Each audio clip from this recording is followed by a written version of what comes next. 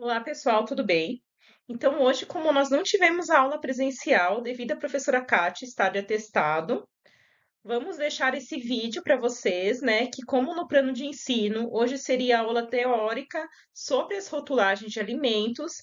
Vou estar gravando esse vídeo para estar falando sobre as rotulagens de alimentos.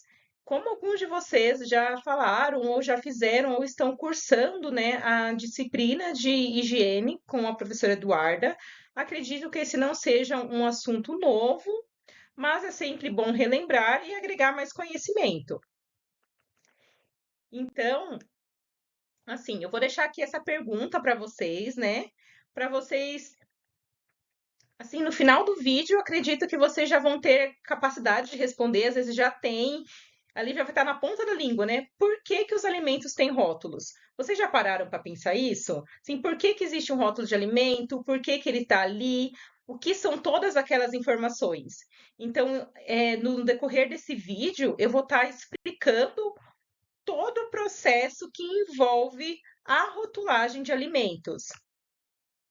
Então, um dos principais objetivos da rotulagem em alimentos é essa comunicação, né? Levar a informação ao consumidor de uma forma clara, de uma forma correta, evitando assim fraudes ou enganos. Ou seja, quando um consumidor vai no supermercado, né, e pega aquele produto na gôndola, é muito importante que ele consiga saber que tipo de ingrediente tem ali, qual foi a empresa que produziu aquele alimento, para se um dia se ele precisar, né?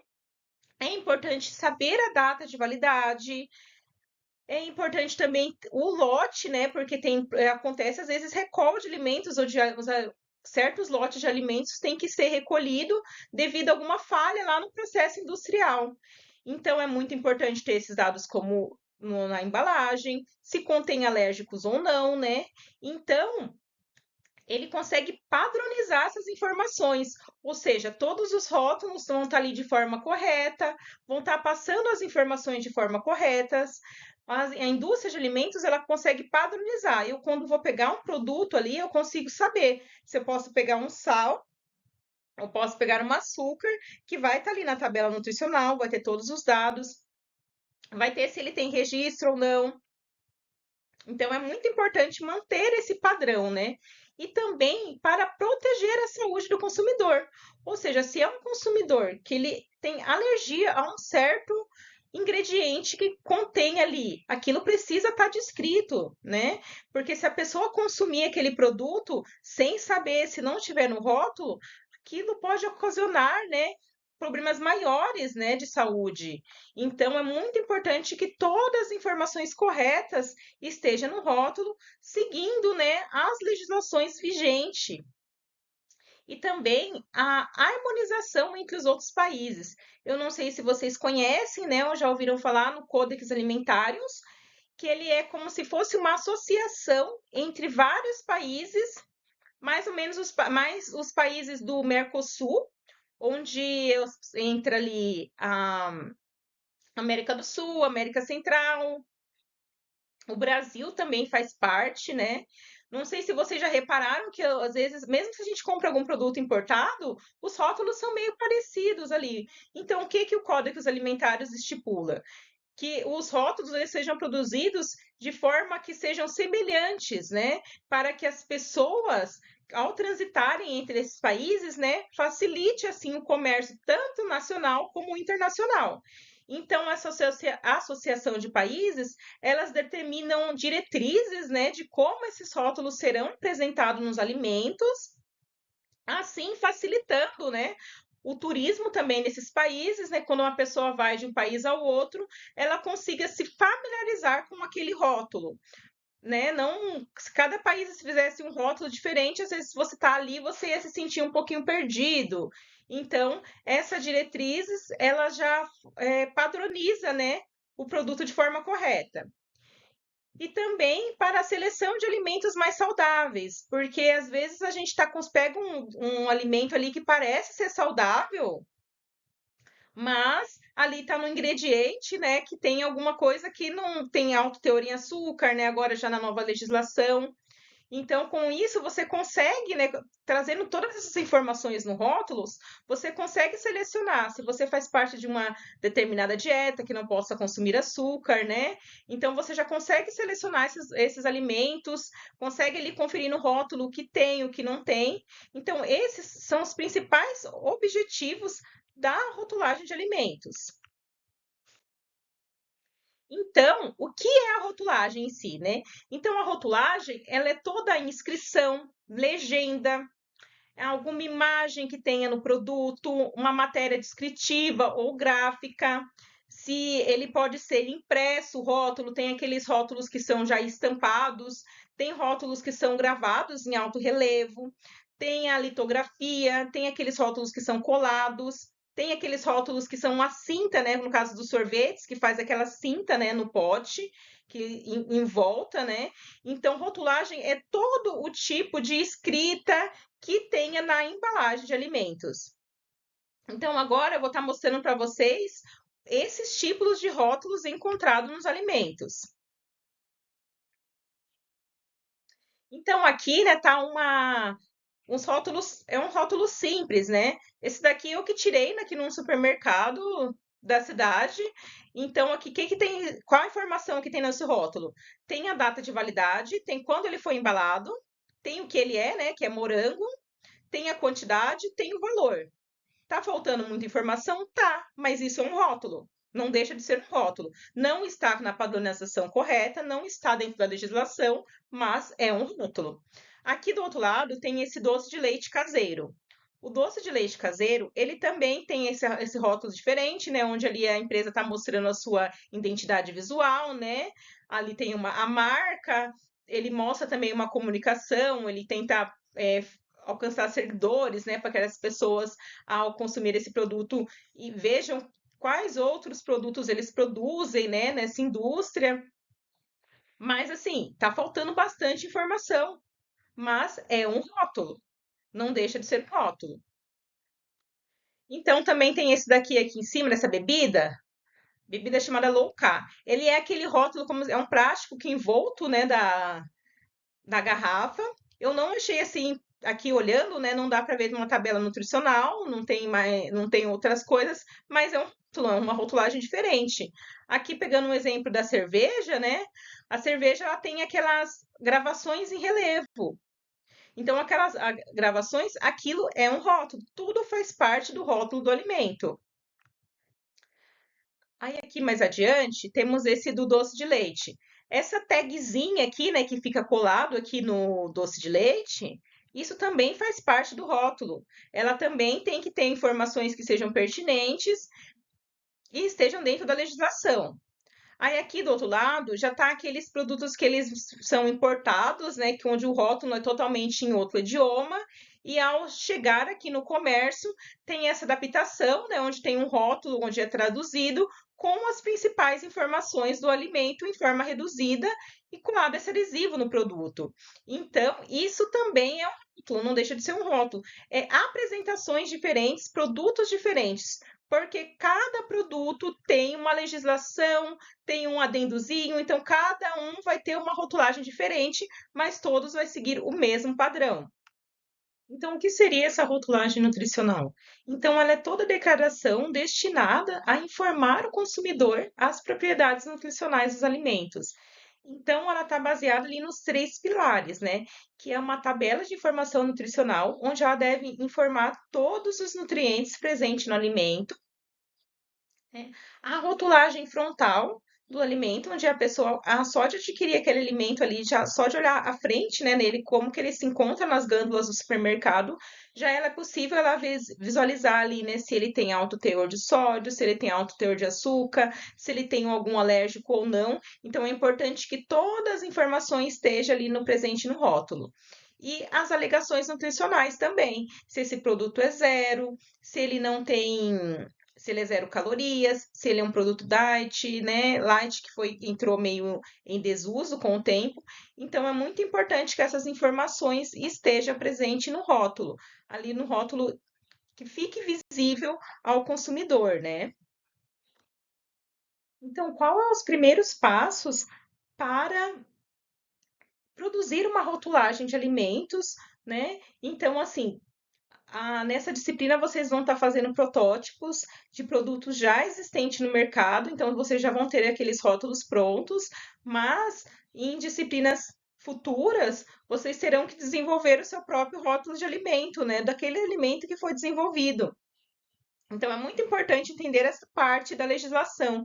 Primeiro, você precisa identificar em qual categoria o seu produto se enquadra. Uma vez que você conseguiu identificar qual é seu tipo de alimento, temos os principais, né, os principais órgãos que regula essa legislação seria o MAPA e a Anvisa. Na verdade, são vários órgãos, vários órgãos separados, onde todos eles se conversam entre si e se cumprimentam, né? No caso, o MAPA e a Anvisa, eles são os maiores deles. Então, o mapa, o que que seria dentro do. Quais os produtos precisam do registro do mapa? Então, seria todos aqueles produtos de origem animal, que seria carne, leite, ovos, pescados, a polpa de fruta também, bebidas alcoólicas e não alcoólicas. Então, também entrou recentemente no mapa o café, que o café era da Anvisa e agora ele está no mapa. Então, o mapa, ele a sigla mapa significa do Ministério da Agricultura, né? Então, é todos esses produtos que tem esse contato com a agricultura do Brasil. Então, agora eu vou falar dos rótulos de alimentos que são geridos pela Anvisa. Então, seriam os rótulos de alimentos em gerais, suprimentos, aditivos, os coadjuvantes de tecnologia, a nutrição integral, fórmulas infantis e outros. A Anvisa, vale a pena se destacar que ela não é apenas um papel dela não é apenas autorizar ou proibir. Ele papel é estabelecer critérios técnicos e normativos que assegurem a uniformidade e a transparência para passar a informação desses produtos. Então, a lista de produtos que fazem parte da Anvisa é uma lista enorme, né? E são produtos que eles causam impactos na saúde pública. Então, muitos deles são consumidos diariamente pela população e tem alguns que são destinados a populações específicas, que é no caso das fórmulas infantis, né? Que elas são destinadas apenas à fase lactante e a pacientes hospitalizados, né, no caso da nutrição integral. Então, reforçando assim o papel da Anvisa para garantir direito à informação e a segurança alimentar e nutricional. E também a Anvisa, ela também está alinhada com códex alimentares. Então, ou seja, ela também precisa seguir essas diretrizes internacionais do Codex para passar essa transparência nos rótulos e, e os produtos que compõem essa lista. Então, temos também outros órgãos, né, que regulamenta a rotulagem de alimentos. Então, tem o Inmetro. O Inmetro ele faz a parte de pesos e medidas, né, de sorvetes, gelatos, entre outros. E também temos a parte da Presidência da República, né, que é a Presidência da República na parte do contém ou não contém glúten, eles que regulamenta essa norma. E também temos os atos do Poder Legislativo, que seriam o símbolo de transgênico que vai nos alimentos. Aquele Tzinho, adiante eu vou estar mostrando umas fotos, ele também faz parte do Poder Legislativo. Outro também que é da Presidência da República, é que desde a época da ditadura, né, teve isso, não foi revogado, continua até hoje, que a bandeira do Brasil ela é proibida de ser colocada nos rótulos. Então, por isso que a gente nunca acha assim a bandeirinha do Brasil em algum produto quando a gente vai no supermercado, porque ela é proibida pela Presidência da República fazer esse tipo de propaganda em alimentos. Então, também então, para complementar esses rótulos, também existem os selos de inspeção. Esses selos, eles estão presentes nos rótulos de alimentos, né, que eles têm uma função bem distinta da rotulagem nutricional, que a função da rotulagem nutricional é demonstrar aqueles os nutrientes presentes naquele alimento. Já os selos de inspeção, ele tem outra função. Eles já estão ligados, né, à segurança sanitária. Ele é um selo para assegurar que aquele produto de origem animal, ele teve uma rastreabilidade, que ele teve um processo adequado até chegar no consumidor final. Então, no Brasil, nós temos diferentes tipos de selos, né, diferentes esferas de atuação. Então, algum deles aqui eu consegui trazer para o slide. Temos aqui em cima o CIF, né, que o CIF é o Serviço de Inspeção Federal. Ele também é coordenado pelo MAPA, que o MAPA coordena, né, os produtos de origem animal. E ele permite a comercialização desse produto em todo o território nacional e também para exportação. Então, os frigoríficos, quando eles estão produzindo, quando eles produzem algum tipo de carne, salame, presunto, né, etc., ou mesmo até mesmo pedaços da carne que é comercializado de formas congeladas, né, ele precisa ter esse selo de inspeção, o selo CIF. Então, para que esse frigorífico tenha esse selo, ele passa por vários processos de auditoria, né, onde esse frigorífico ele é inspecionado para ver se ele está seguindo as normas de higiene, se ele tem a higiene adequada, está seguindo um padrão de qualidade adequado. Então, eles fiscalizam, né, vários setores, e se ele tiver tudo dentro do conforme da legislação, aí esse selo é assegurado e esse frigorífico consegue exportar essa carne tanto para outros estados ou para fora do Brasil, né? Então, no Brasil a gente exporta bastante carne de porco, né? Então, essas carnes de porcos que são levadas para exportação, todas elas precisam ter esse selo. Se por algum motivo, alguma norma que não está sendo cumprida por esse frigorífico, e essa auditoria pegar, né, que ele não está tendo uma norma de higiene adequada, que o padrão de qualidade não está sendo seguido, que a saúde daquele animal não está adequada, esse frigorífico ele pode perder esse selo e ele não consegue mais comercializar essa carne produzida. Então, esse selo ele assegura, né, que esse produto ele vai conseguir ser comercializado em um maior território. Também temos o selo da CIS-IPOA, que ele é um selo do sistema brasileiro para inspeção de produtos de origem animal, só que aí ele funciona de uma forma diferente. Ele é um pouco mais descentralizado, ele reconhece a equivalência, né, dos serviços estaduais e municipais. Então, ele permite que produtos locais circulem por outros estados. Então, já aqui no caso de Laranjeiras do Sul, existe bastante dessas agroindústrias que são que produzem salame, né? Então, para que esse salame seja comercializado em outras cidades, no caso de Curitiba, São Paulo, etc., né?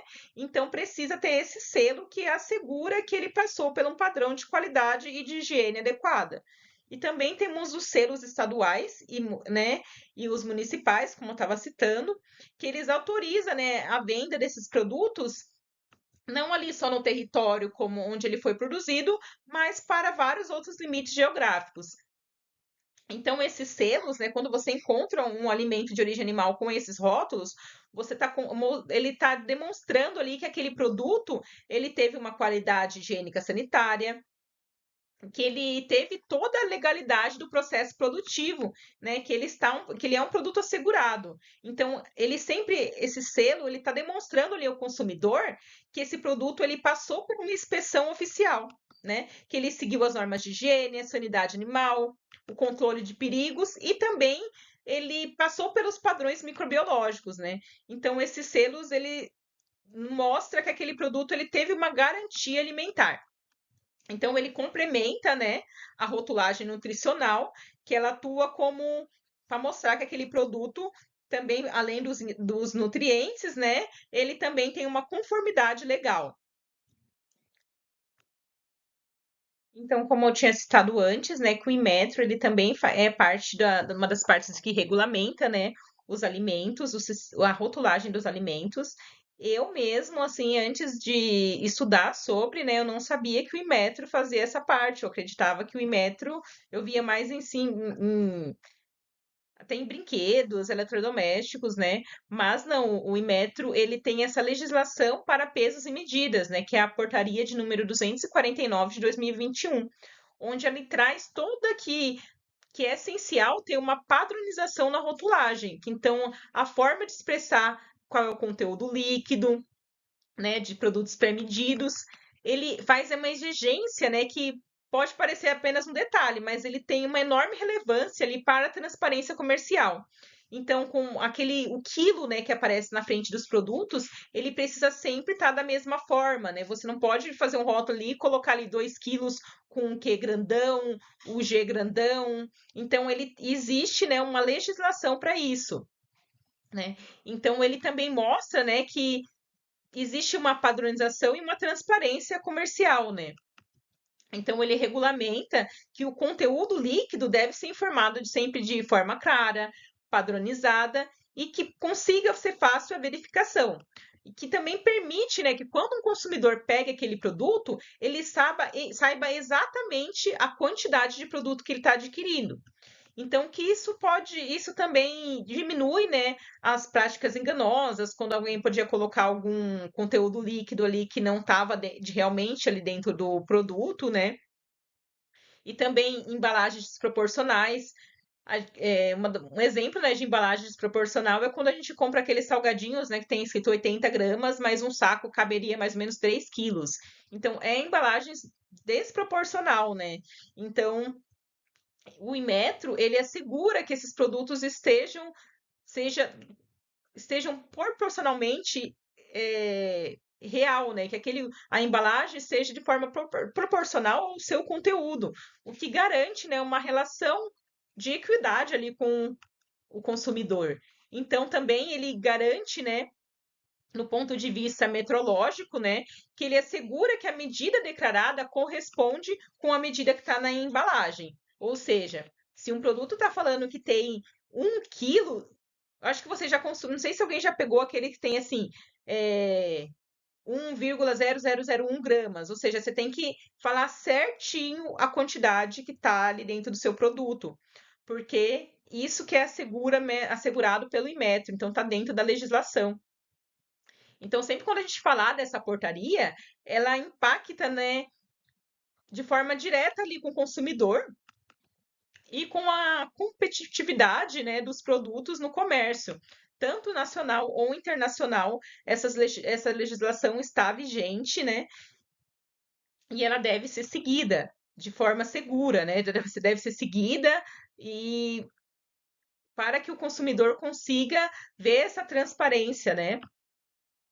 Então, também nem todos os produtos, como eu já tinha citado, falei antes do mapa, dos vários selos, né, da Anvisa, nem todos os alimentos, eles precisam passar por esse registro, né, junto com a Anvisa ou com o mapa.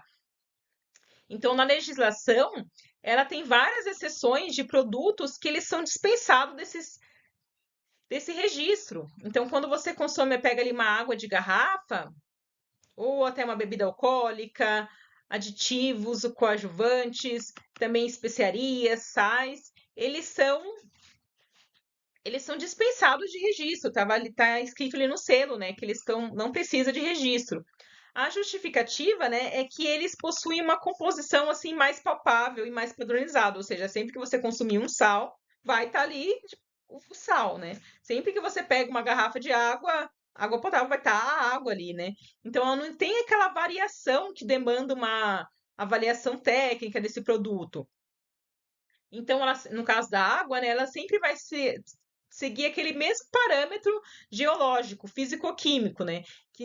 Que já é regulamentado. E o sal, ele tem sempre praticamente a mesma composição, né? Ele não varia entre eles. E nem as especiarias, no caso de temperos, no caso de oréganos, ele tem sempre aquela mesma composição que não tem essa variância.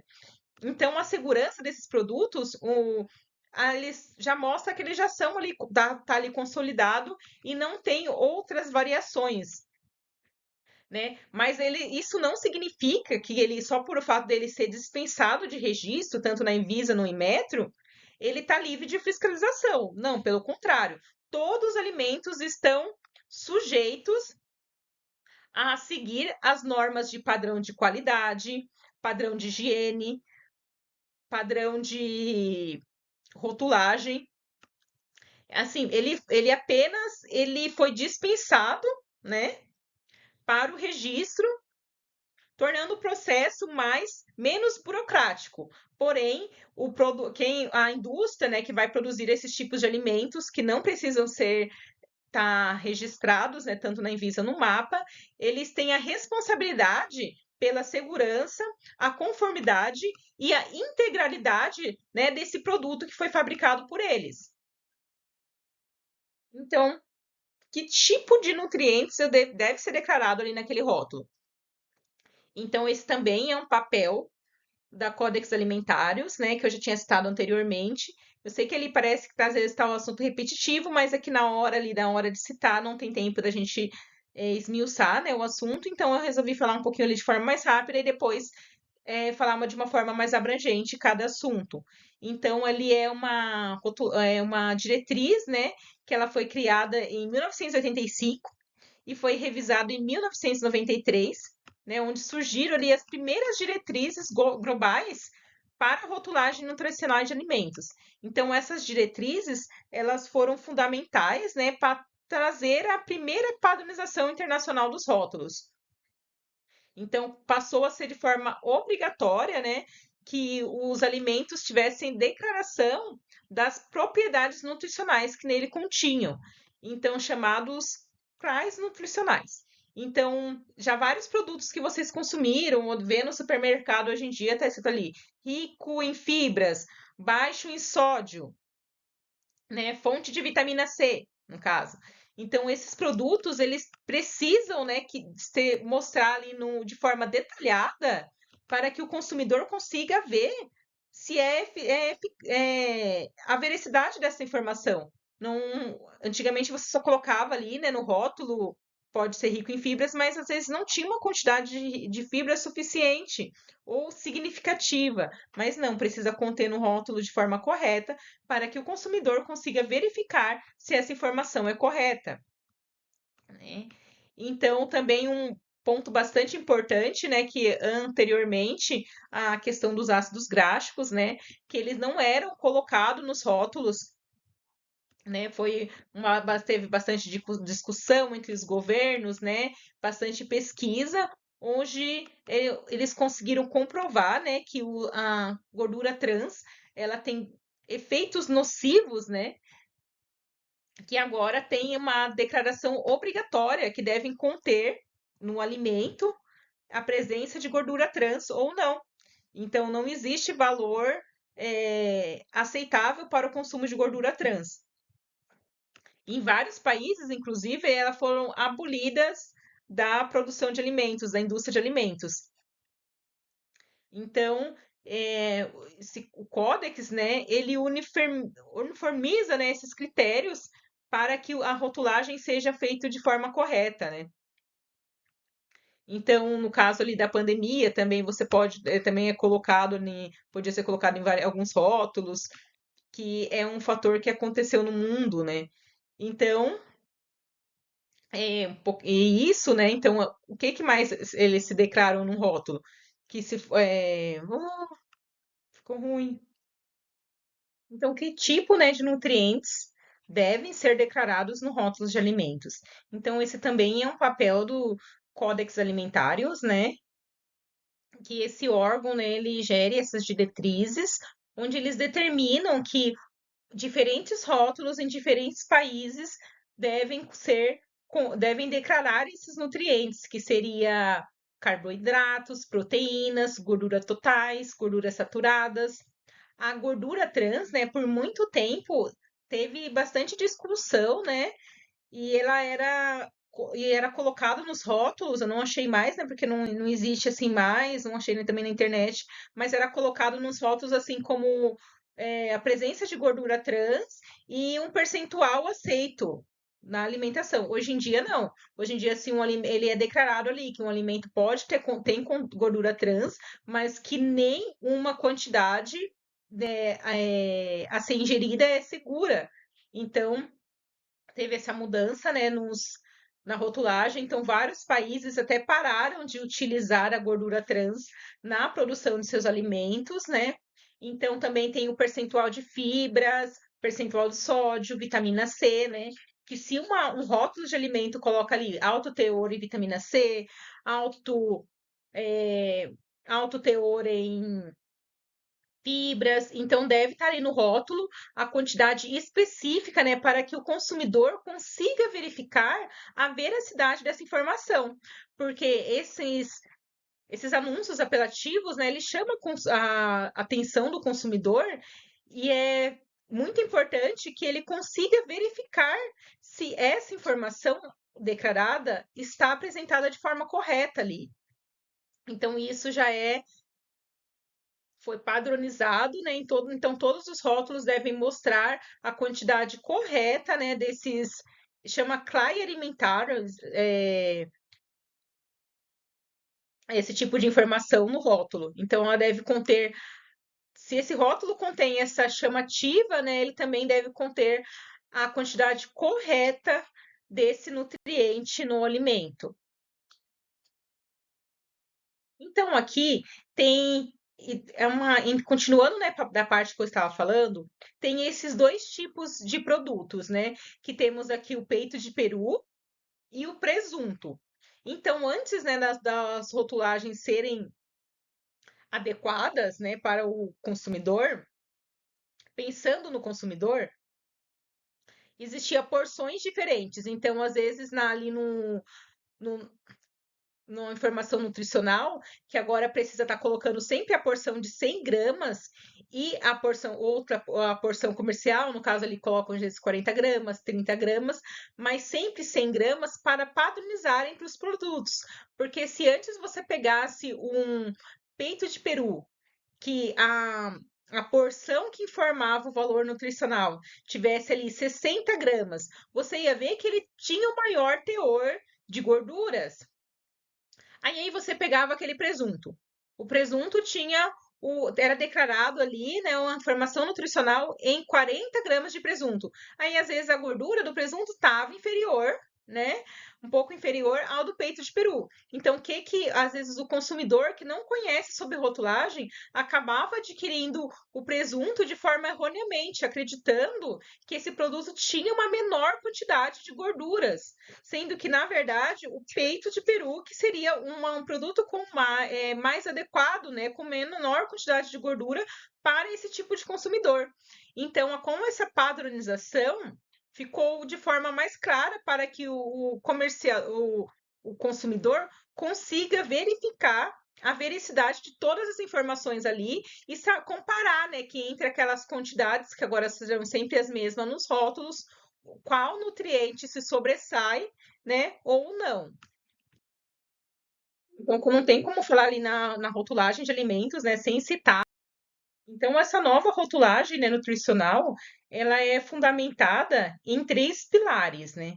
Que primeiro seria as informações da tabela nutricional, onde ela foi reformulada, que garante a maior clareza, a padronização, a legibilidade, né? E permite o consumidor interpretar esses dados com maior facilidade. Então, o segundo pilar seria uma rotulagem nutricional frontal, ou a FOP, que ela passou a ser obrigatória, né, em produtos que apresentam esse excesso de algum nutriente, que seria entre açúcar, gorduras saturadas ou sódio, né, que funciona como um alerta visual para esse cliente, para esse consumidor. Então, o terceiro é as alegações nutricionais que passaram a ter um critério bem mais rígidos, para que assim acabe nessas informações enganosas que existiam no rótulos, apenas para que o consumidor adquirisse aquele produto, né, gerando assim renda para essa indústria. Mas agora não, agora as alegações nutricionais, elas têm requisitos, né? Agora, para que um produto consiga utilizar aquele ricos em fibras ou reduzido em sódios, ele precisa mostrar, né, que nesse produto realmente tem uma quantidade significativa de fibras ou que realmente ele está diminuído no valor de sódio. Então, essas mudanças em conjuntos, ela visa tornar essa comunicação do rótulo com essa maior transparência sempre para os consumidores, né? Então, assim, mostrando para vocês, né, o que seriam, né, essas lupas, né, que elas fazem parte da rotulagem frontal, né, da nova rotulagem. Então, ela é um dos principais destaques, né, nas mudanças nessa nova normativa, onde várias embalagens, vários produtos que não tinham, né, esse destaque, agora passaram a ter essa lupa, né, de alto teor adicionado. E isso passou a ser obrigatório nessas embalagens. Então, a presença da lupa, ela indica de uma forma simples e imediata ao consumidor que ele está consumindo um produto com alto teor desses nutrientes e que ele precisa ter uma cautela, o que auxilia, sim, o consumidor a ter uma vida mais saudável, né? A consumir produtos mais saudáveis. Então, esse recurso, ele busca, assim, a facilitar a tomada de decisão na escolha de um alimento. Ou seja, às vezes, muitas das vezes, quando eu mesmo passei a quando vou ver um alimento, eu vejo a lupinha, quero substituir para outro produto que não tenha a lupa, porque eu sei que aquele ali vai ter um alto teor de açúcar adicionado.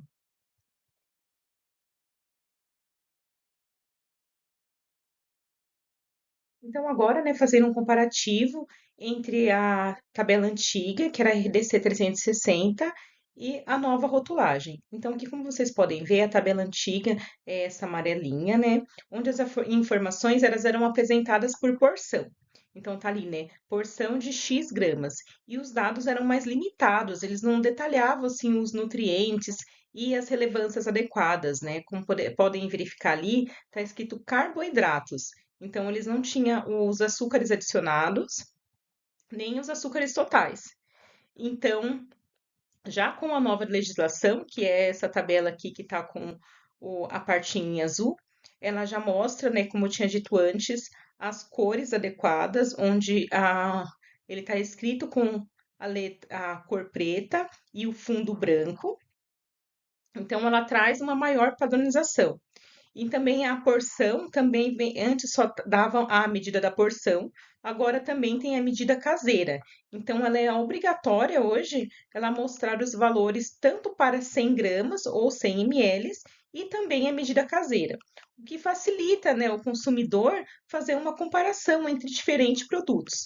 E também houve a inclusão, né, ali dos açúcares totais e açúcares adicionados, como eu tinha citado anteriormente, eles não tinham, na outra tabela era colocado apenas carboidratos, e essa mudança tornou assim a tabela mais transparente, o consumidor consegue entender melhor o que é a rotulagem, né?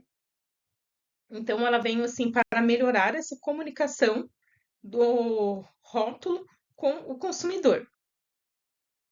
Então agora, né, falando sobre as açúcares, porque antigamente, antes dessa nova RDC, ela tinha muitos produtos que ele era considerado sem açúcar, né? Então agora esses produtos já contêm a lupinha. Por que que eles passaram a ter essa lupa, né? Com essa nova legislação, ela trouxe mudanças muito importantes, né, para a classificação desses alimentos. Então, eles passaram a ter essa lupa porque muitos desses alimentos, ele continham maltodextrina, que ela é considerado um açúcar adicionado pela nova legislação. Anteriormente, não. Então, essas novas rotulagens passaram a ter essa lupa. Então, por isso que hoje em dia você vê muitos alimentos que você achava que não tinha açúcar, agora com essa lupa, né? Então, a nova legislação ela deixou os rótulos mais transparentes, né? E então, como eu sempre cito, ela dá essa opção ao consumidor, onde ele pode escolher que tipo de alimento ele quer consumir e assim opinando por uma alimentação mais saudável. Então aqui, né, temos as diferenças, né? O que é carboidratos e o que é açúcares.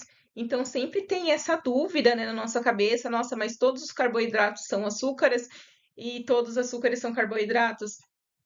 Não é assim, né? Quando se trata de rotulagem, né? Então, quando se trata de rotulagem, Os carboidratos, né, que era da legislação antiga, eles englobam todos os tipos de monossacarídeos, disacarídeos, olissacarídeos, polissacarídeos dos alimentos, incluindo os polióis, que são os edulcorantes, né?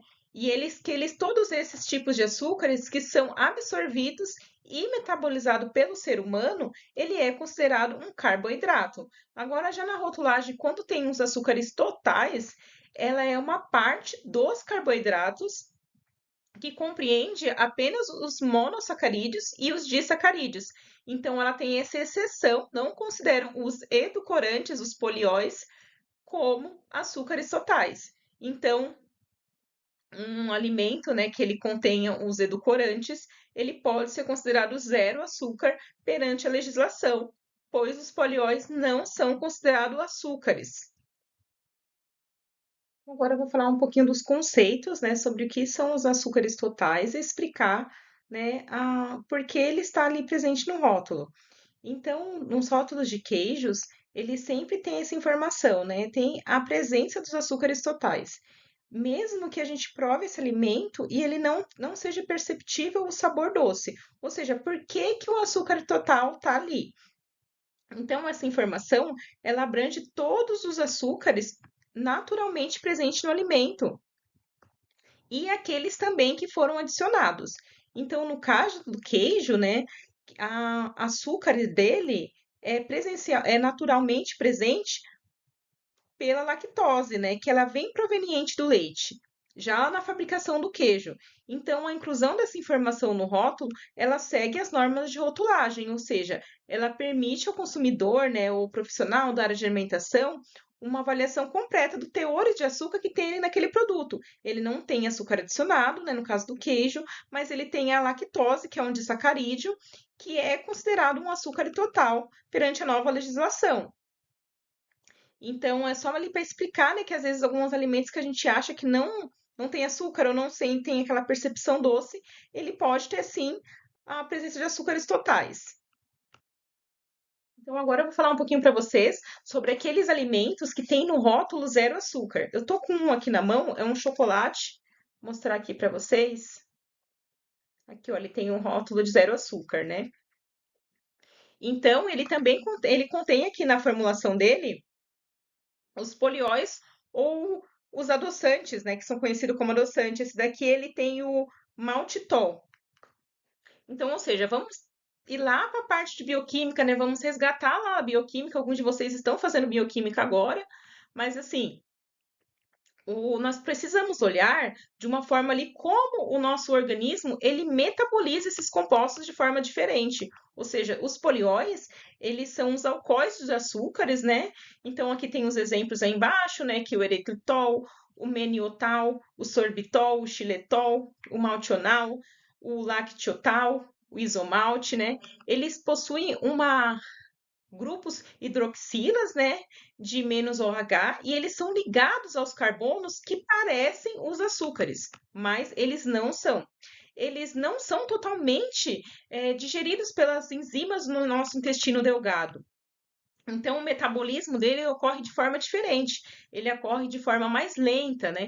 E em pequenas quantidades. Então, uma parte chega, né, ali no intestino grosso, essa parte ela é fermentada pela microbiota do nosso organismo, ela vai liberando gases e ácidos orgânicos, né? Mas ela não eleva aquele pico de glicose sanguínea, porque ela fornece apenas, né, os polióis, eles fornecem apenas de 2 a 3 quilocal, né, por grama. Já o açúcar comum, ele possui acima de 4 quilocal por grama. Ou seja, os polióis e os edulcorantes, eles não elevam os picos de glicose.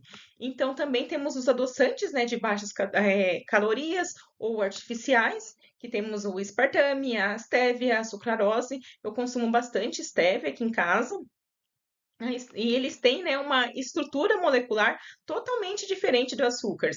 Eles não são substrato das enzimas digestíveis humanas. Eles não são transformados, né, em glicose ou frutose que vão circular no sangue. Então, eles não elevam esses picos de glicose.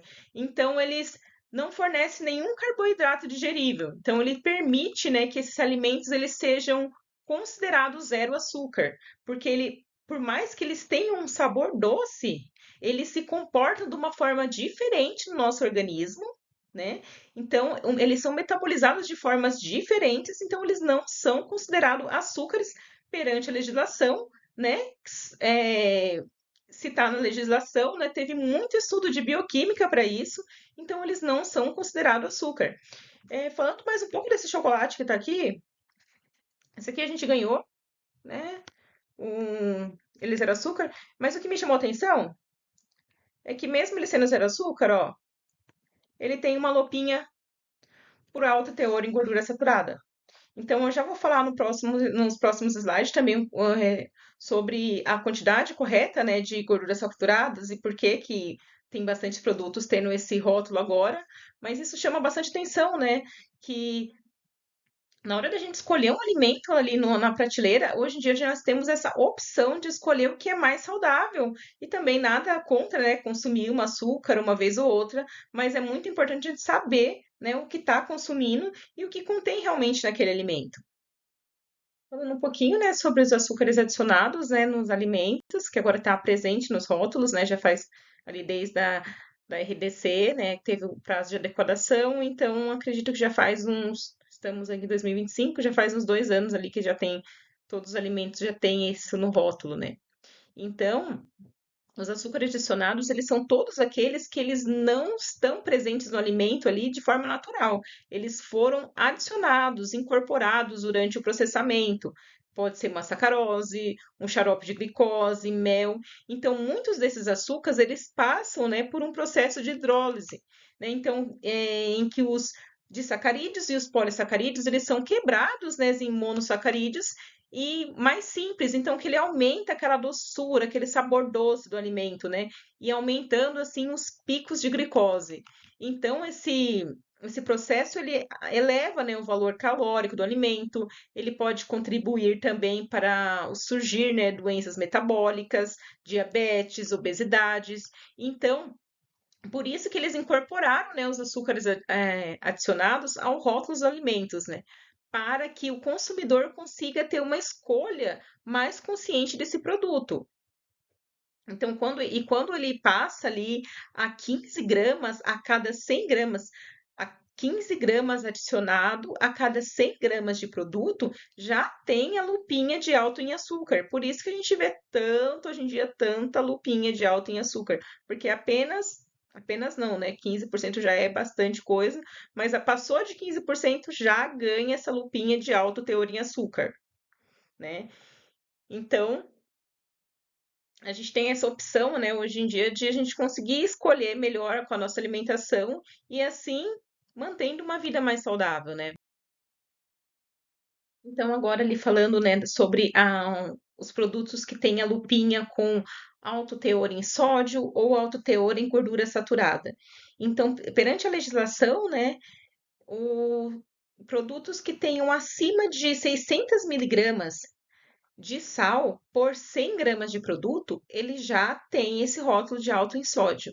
E para a gordura saturada, acima de 100 gramas por 100 gramas de produtos, no caso de alimentos sólidos, e valores proporcionais aos de líquidos, né? Então, ele já tem esse rótulo. Então, a presença dessa lupa, né, ela mostra o consumo excessivo desse alimento, ele pode apresentar um risco à saúde, né? Então, consumo de altos teores em sódio e gordura saturada, ele pode causar N doenças, né? Hipertensão, problemas cardiovasculares, entre outros, né? Então, assim, eles passam a orientar, né, esse consumidor para que ele faça uma escolha mais adequada, né? Então, aqui eu trouxe esses dois produtos de como que é, na verdade, ali o rótulo, esse selo, ele pode impactar ali na hora da compra, né? A gente dá uma olhada ali, né? Nós como os consumidores e podemos ter acesso já nesse rótulo frontal de cara a esse tipo de informação. Pessoal, então essa foi a aula. Eu tentei trazer informações mais importantes sobre o rótulo dos alimentos, né? Para quando ali no UF de Portas Abertas, os alunos, os visitantes, né, alunos começarem a chegar e fizer algum tipo de pergunta, vocês consigam ali estar respondendo, né?